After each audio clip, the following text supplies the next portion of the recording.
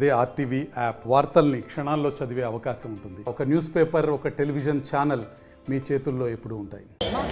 మన శక్తి ఏమిటి అనేది ఈరోజు మీరు అందరూ చూపించినారంటే నిజంగా కూడా నేను ఈరోజు చంద్రబాబు నాయుడు గారి దగ్గరికి పోవాలంటే మీ అందరి శక్తి ఉంటేనే నేను పోతాను, కానీ లేకుంటే లేదు అని చెప్పి మాత్రం నిరూపించినారు. ఇక్కడ జరుగుతున్నటువంటి సభకు ముఖ్య అతిథులైనటువంటి జయసూర్యప్రకాష్ రెడ్డి గారిని, అదేవిధంగా నాగేశ్వరరావు, రామకృష్ణ, ఇంకా చెప్పాలంటే చాలా మంది ఉన్నారు. అందుకని అందరికీ స్టేజ్ పైన ఉన్నటువంటి వాళ్ళకి, కింద ఉన్నటువంటి వాళ్ళకందరికీ కూడా పేరు పేరున నేను నా యొక్క నమస్కారాలు తెలియజేస్తున్నాను. అమ్మా, ఏం కావాలన్నా సాధించుకోవడానికి నేను మీ ముందుంటున్నాను అని చెప్పి ఇంకొకసారి కూడా మీకు చెప్తున్నాను. ఎందుకంటే ఈ రోజు గత ప్రభుత్వం చేసినటువంటి అన్నింటినీ కూడా మనం బయటికి తీస్తాం. ఎందుకంటే మనం ఏం వదిలిపెట్టలేదు. అది ఎవరి డబ్బు? మన డబ్బు. అది మన అందరి డబ్బులు.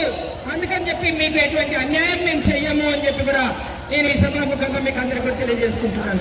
ఇప్పుడే చెప్పింది 200 కోట్లు పోయినాయి అని చెప్పి, ఆ 200 కోట్లు కక్కిచ్చే పని నేను చేస్తా అని చెప్పి కూడా మీకు అందరికీ కూడా తెలియజేసుకుంటున్నాను. ఎందుకంటే ఇది సామాన్యమైనది కాదు. సామాన్య జీవితం వాళ్ళు కష్టపడి సంపాదించి పైసా కూడబెట్టి ఈరోజు మీరందరూ కూడా పొదుపు సంఘంలో కడుతున్నారు.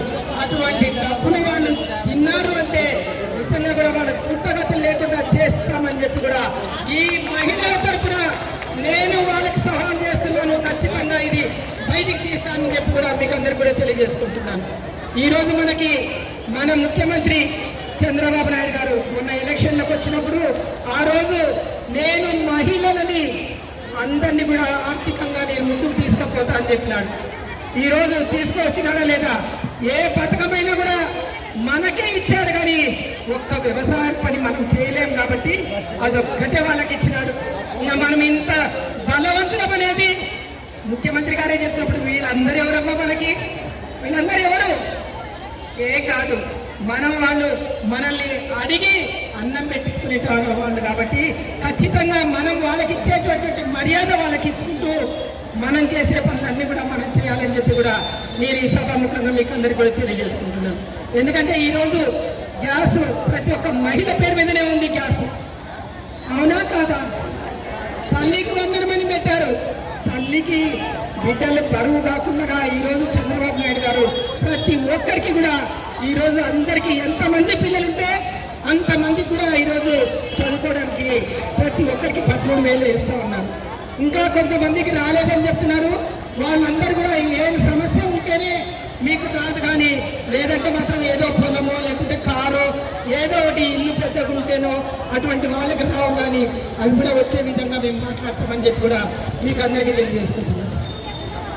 అదేవిధంగా ఈరోజు ప్రతి ఒక్కరు కూడా మేము రావాలంటే మాకు ఎంత డబ్బులు ఖర్చు అవుతున్నాయని చంద్రబాబు నాయుడు గారు ఏం చెప్పారు? మీకందరికి కూడా బస్సు ఫ్రీ అని చెప్పారు. బస్సు ఫ్రీగా వస్తుందా? నువ్వు చెప్తా, అది కూడా చెప్తా నేను. బస్సు ఫ్రీగా వస్తున్నారా లేదా? ఎక్కడికి పోవాలన్నా కూడా ఈరోజు మనము వీళ్ళందరూ బస్సులో మనమందరం కూడా ఫ్రీగా పోతున్నాం. ఒక్క నిమిషం అమ్మా చెప్తున్నానే, అప్పటి నుంచి కౌలపల్లి, అదేవిధంగా బుగ్గాన్పల్లి అవన్నిటికి కూడా బస్సులు లేవు.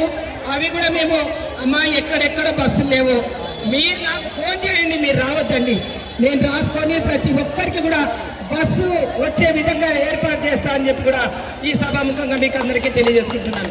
ఎందుకంటే ఇంత చేసిన ఆయన ఇంకొక 10-12 ఊర్లకి బస్సులు ఇవ్వలేడా?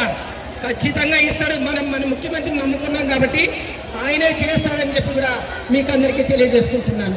ఏ విధంగా చూసినా కూడా చేస్తానమ్మా, ఎన్నిసార్లు చేయుకున్నా కూడా నేను ఇంకా చెప్పేది ఒకటే మాటలే, ఖచ్చితంగా నేను చేస్తా. చేయకపోతే అప్పుడు నేను వచ్చి నా ఇంటి ముందు ధర్నా చేస్తానంట. ఏం కావాలన్నా కూడా మనకే చేస్తున్నారు కదా. ఇప్పుడు ఈ ప్రభుత్వం, తెలుగుదేశం ప్రభుత్వం మనకు చేస్తున్నారా లేదా? ఖచ్చితంగా కూడా నేను చేస్తా.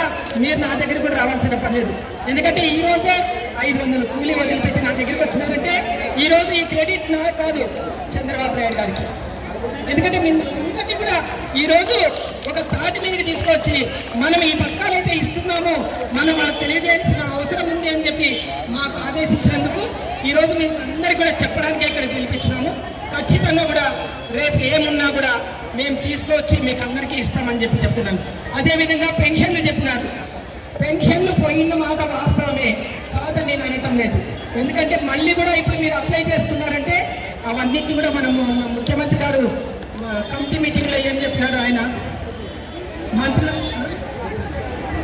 ఎవరివైతే పోయినాయో ఈ నెలది రేపు వచ్చే నెలది 2 నెలలది ఇస్తా అని చెప్పి ఆయన చెప్తున్నారు. దయచేసి మీరు పోయినాయి అని మాత్రం బాధపడద్దండి. ఇంకా కొత్త పెన్షన్లు అడుగుతున్నారు. అప్పుడు ఆ గవర్నమెంట్ ఉన్నప్పుడు ఆ గవర్నమెంట్ ఇయ్యని వాళ్ళకు కూడా ఆ రోజు కక్ష కట్టి ఎంత ముసలి వాళ్ళైనా లేదంటే వాళ్ళు తెలుగుదేశం పార్టీకి చేస్తున్నారని చెప్పి తీసేసిన వాళ్ళే కూడా ఈరోజు ఇమ్మని చెప్పి మన ముఖ్యమంత్రి చంద్రబాబు నాయుడు గారు చెప్పినారు. అటువంటివన్నీ కూడా మేము నెరవేరుస్తామని చెప్పి కూడా, ఎందుకంటే ఇక్కడ ఎవరెవరు ఏం కథ అనేది మాకు తెలుసు కాబట్టి ఖచ్చితంగా మేము వాళ్ళ మాదిరిగా మేము చెయ్యము. ప్రతి ఒక్క అర్హులైనటువంటి వాళ్ళకందరికి కూడా ఇచ్చే ఏర్పాటు చేస్తామని చెప్పి కూడా మేము తెలియజేసుకుంటున్నాము. ఈరోజు మీకు అందరికీ తెలుసు, రాయలసీమలోనే డిఎస్సి పరీక్షలు రాస్తే మనకి ఎక్కువ శాతం వచ్చినది ఈ వెనుకబడినటువంటి ప్రాంతం అని చెప్పి లోకేష్ బాబు గారు నాతోనా, అమ్మా మీ రాయలసీమకే మేము ఎక్కువ ఇచ్చినామమ్మా అన్నారు. అంటే చాలా సంతోషం అన్నా, ఎందుకంటే మేము పంటలపైన ఆధారపడినటువంటి వాళ్ళం. మాకు కాలువలు లేవు, చెరువులు లేవు, ఏమీ లేవు. ఇప్పుడు ఏదో దయ వల్ల చెరువులు నిండుతా ఉన్నాయి. వర్షం కూడా అధికంగా వస్తున్నందుకు చెరువులు నిండి ఏదో పంట పడి వచ్చే నెల ఎవరైతే పాస్ అయినారో వాళ్ళందరికీ కూడా ఉద్యోగాలు రేపు 1వ తేదీ నుంచి వస్తాయని చెప్పి కూడా చెప్పడం జరిగింది. అందుకనే మనల్ని దృష్టిలో పెట్టుకొని ముఖ్యంగా ఈ ప్రాంత ప్రజల్ని, ఎందుకంటే ఇది వెనుకబడినటువంటి ప్రాంతము, దీంట్లో ఆఖరికి శుద్ధ నీళ్లు తాగి కూడా వాళ్ళు బాగా ఇంత ఇది మెజార్టీ తీసుకొచ్చినారంటే ఆయన ఒకటే మాట అన్నాడు, ఖచ్చితంగా మీకు సహాయం చేస్తాము, మీ ప్రాంతం అభివృద్ధి చేస్తామని చెప్పినారు. కాబట్టి మనం ఏదైనా కానీ మన ప్రాంతం అభివృద్ధి, ఎందుకంటే మనకి ఎన్నో సమస్యలు ఉన్నాయి, ఆ సమస్యలన్నీ తీర్చుకోవాలంటే మళ్ళీ మనము రేపు రాబోయే ఎలక్షన్లో కానీ లోకల్ బాడీ ఎలక్షన్స్ కానీ ప్రతి ఒక్క దాంట్లో కూడా ఈ రోజు ఏ విధంగా అయితే మన శక్తిని చూపించినామో అదే విధంగా మళ్ళీ రేపు చూపించినామంటే మనము రాష్ట్రంలోనే అత్యధికమైన మెజార్టీని తీసుకొచ్చి ప్రతి ఒక్కరిని మనము పోటీ లేకుండా కాదు, పోటీలు పెట్టుకొని మళ్ళీ మనం రావాలని చెప్పి కూడా నేను ఈ సభాముఖంగా కూడా మీకు కోరుతున్నాను. మరిన్ని వీడియోస్ కోసం ఛానల్ ని సబ్స్క్రైబ్ చేయండి, లేటెస్ట్ అప్డేట్స్ కోసం వాట్సాప్ ఛానల్ ని ఫాలో చేయండి అండ్ లింక్ డిస్క్రిప్షన్ లో ఉంది.